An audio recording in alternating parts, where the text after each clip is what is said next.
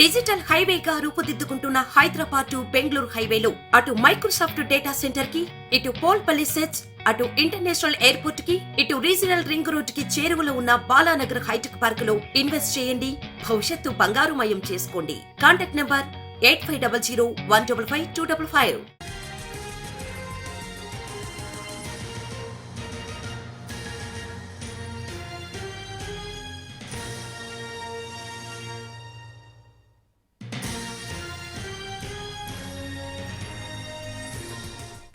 Delhi liquor కేసులో కవితను arrest చేసింది ఈడీ. రాత్రి 8:45 ఫ్లైట్ కు కవితను ఢిల్లీకి తరలించారు అధికారులు. అరెస్టు విషయాన్ని కవిత కుటుంబ సభ్యులకు తెలిపారు. అరెస్టు చేసే క్రమంలో విచారణ అధికారితో కేటీఆర్, హరీష్ రావు వాగ్వాదానికి దిగారు. ట్రాన్సిట్ అరెస్ట్ వారెంట్ లేకుండా కవితను ఢిల్లీ ఎలా తీసుకువెళ్తారని వారు ప్రశ్నించారు. సుప్రీంకోర్టులో అండర్ టేకింగ్ ఇచ్చి ఎలా అరెస్ట్ చేస్తారని కేటీఆర్ క్వశ్చన్ చేశారు.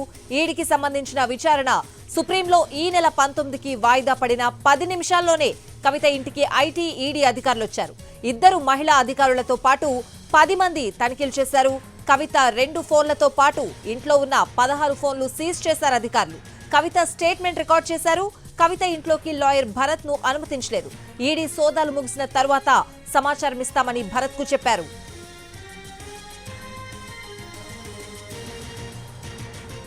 అరెస్ట్ ప్రొసీజర్ కు సంబంధించి ఈడీ ఒక పంచనామాను తయారు చేసింది. మధ్యాహ్నం 1:45 నుంచి సాయంత్రం 6:45 వరకు సెర్చ్ చేసినట్లు పంచనామాలో పేర్కొన్నారు.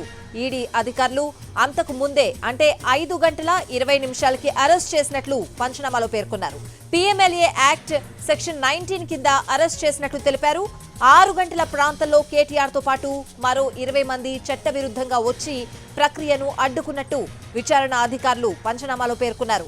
కవిత అరెస్టు సమయంలో కవిత ఇంటి దగ్గర ఉద్రిక్తత ఏర్పడింది. ఈడీకి వ్యతిరేకంగా బీఆర్ఎస్ నేతలు నినాదాలు చేశారు. కవితను తీసుకువెళ్తున్న వాహనాన్ని అడ్డుకునే ప్రయత్నం చేశారు.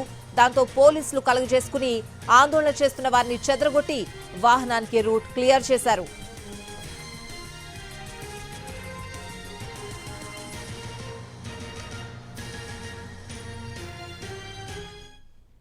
ఢిల్లీ లిక్కర్ కేసులో కవితను అరెస్ట్ చేసినట్టు ఈడీ స్పష్టం చేసింది. మనీ లాండరింగ్, హవాలా చట్టం కింద అరెస్ట్ ను చూపించారు. అరెస్ట్ సమాచారాన్ని ఆమె భర్త అనిల్ కిచ్చారు.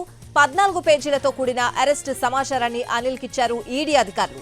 ఈడీ తనిఖీలు, అరెస్ట్ వ్యవహారమంతా ఈడీ అసిస్టెంట్ డైరెక్టర్ జోగీంద్ర నేతృత్వంలో జరిగింది. ఎయిర్పోర్ట్ నుంచి నేరుగా ఈడీ కార్యాలయానికి కవిత వెళ్తారు.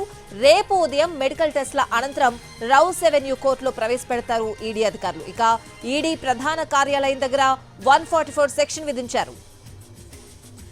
ఢిల్లీ లిక్కర్ కేసులో కవిత అరెస్ట్ ను కీలక మలుపుగా చెప్పుకోవచ్చు. ఇప్పటికే ఈడీ అదుపులో ఉన్న అమిత్ అరోరా సమాచారంతో కవితను అరెస్ట్ చేశారు. గత 4 రోజుల నుంచి అమిత్ అరోరాను విచారిస్తున్నారు ఈడీ అధికారులు. సౌత్ లాబీకి సంబంధించి కీలక సమాచారాన్ని అమిత్ అరోరా నుంచి సేకరించారు. ఢిల్లీ లిక్కర్ స్కామ్ లో సౌత్ లాబీ గ్రూప్ కీలకంగా వ్యవహరించింది. రేపు ఉదయం అమిత్ అరోరాతో కలిపి కవితను విచారిస్తారు ఈడీ అధికారులు.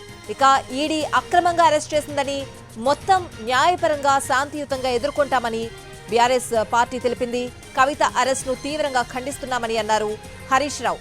బీఆర్ఎస్ ను, కేసీఆర్ ను డిమారలైజ్ చేసే ప్రయత్నం అని బీఆర్ఎస్ కార్యకర్తలు అన్నారు. కేసులు, అరెస్టులు కొత్త కాదని, కవిత అరెస్టుపై సుప్రీంకోర్టులో పిటిషన్ వేస్తామని అన్నారు.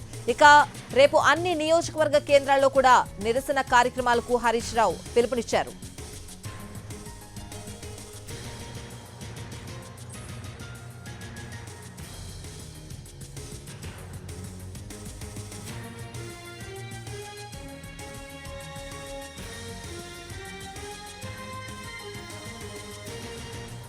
కవిత అరెస్ట్ అనంతరం హరీష్ రావు మీడియాతో మాట్లాడారు. అక్రమ అరెస్టుకు నిరసనగా ఉద్యమిస్తామని చెప్పారు హరీష్ రావు. మరోవైపు కవిత అరెస్ట్ ని సవాల్ చేస్తూ రేపు సుప్రీంలో పిటిషన్ వేస్తారు. రేపు కేటీఆర్ ఢిల్లీకి వెళ్లే అవకాశం కూడా ఉంది. ఇక లిక్కర్ స్కామ్ కేసులో మొదట 2022 సెప్టెంబర్లో సమీర్ మహేంద్రు అరెస్ట్ అయ్యారు. ఆయన ఇండోస్పిరిట్ ఓనర్. అదే ఏడాది నవంబర్లో శరత్ చంద్రారెడ్డిని అదుపులోకి తీసుకున్నారు. అదే రోజు బినోయ్ బాబు అనే వ్యక్తిని అరెస్ట్ చేశారు. 4 రోజుల గ్యాప్ తో నవంబర్ 14, 2022న అభిషేక్ బోయిన్పల్లి, విజయ నాయర్ ని అరెస్ట్ చేశారు. నవంబర్ 30, 2022న అమిత్ అరోరాను, ఫిబ్రవరి 9, 2023న కవిత మాజీ ఆడిటర్ గోరంట్ల బుచ్చిబాబును, మద్యం వ్యాపారి గౌతమ్ మల్హోత్రాను అరెస్ట్ చేశారు.